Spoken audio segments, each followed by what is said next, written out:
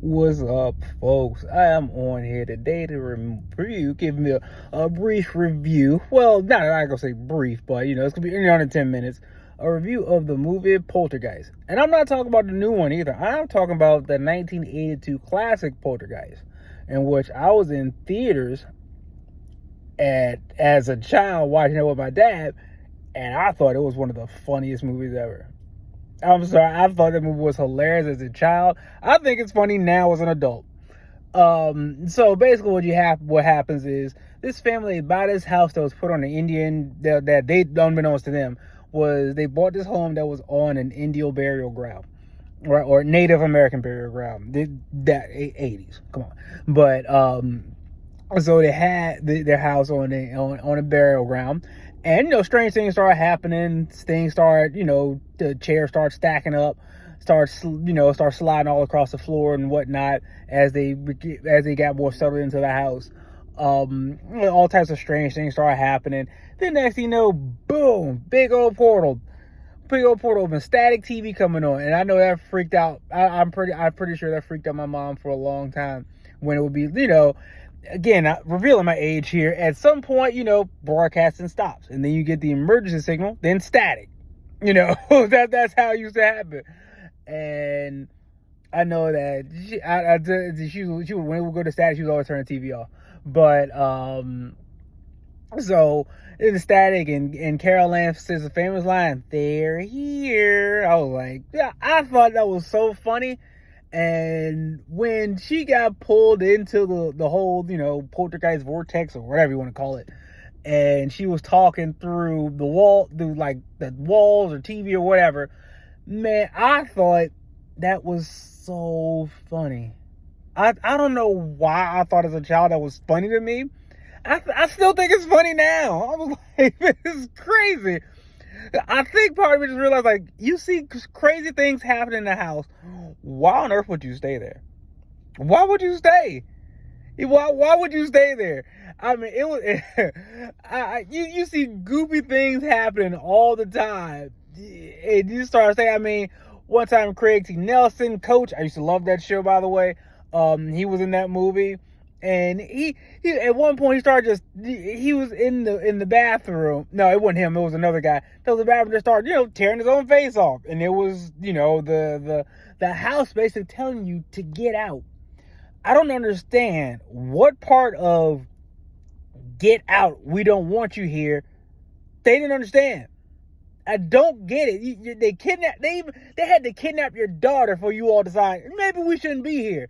And then on top of that, the clown attacking during the storm, the town started attacking their son. I was like, this is crazy. I thought that was hilarious too, because he was always freaked out by the doll, and then when the doll came to life and started attacking him, I thought it was great. And that movie, it had all kinds of freaky stuff happening with entities trying to, take out the family and stuff like that. But at the end, they got out the house, then the house just folded on itself and, poof, whatever, right? And then they find themselves in a hotel room, which should have happened the first night anything paranormal started happening. Because I tell you now, if I'm in a house and something goes awry, like, wait a minute, this ain't right here. This has got an ill feeling here. And I see things start moving, and I know I'm not moving them, or my wife's not moving, my kids aren't moving them. We're not going to be there any longer. It belongs to you now. It's your house. It's okay. It's okay. I'll find somewhere else. I promise you, I'll find somewhere else. I don't have to stay there. And so they decide, after all the melee, all the children almost die. They finally get Carol Ann back after mom gets tethered to a portal in the closet, and they grab her, they find her in the tub, and they get her out. She hits the tub, they wash her off, and everyone's alive, and yada yada yada. And then they decide to leave finally, and they go into a hotel room. And the kicker at the end of the movie, after they get to their hotel room, they decide, we just gonna push this TV on out of here.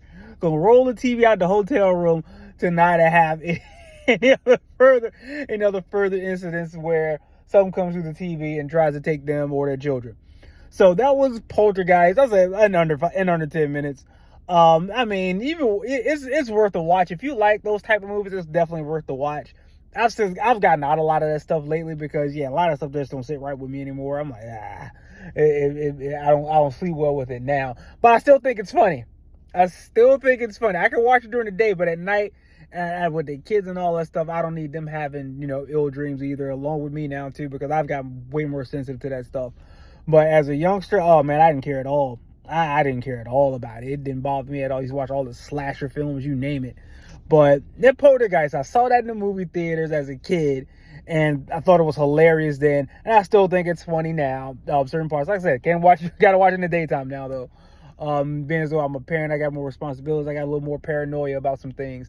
But so let me know if you saw the original Poltergeist, the '82 version that starred Craig Nelson, also who starred in one of my all-time classic show that I love, Coach. So let me know what y'all think. Remember, like, share, and subscribe, y'all. I love doing movie reviews, especially old movie reviews, because I grew up watching a lot of things I probably shouldn't have watched, and I remember all of it, and I can always go back and reference it, and I always give it a rewatch before I start talking about it. So let me know what y'all think about the movie Poltergeist, y'all. Peace.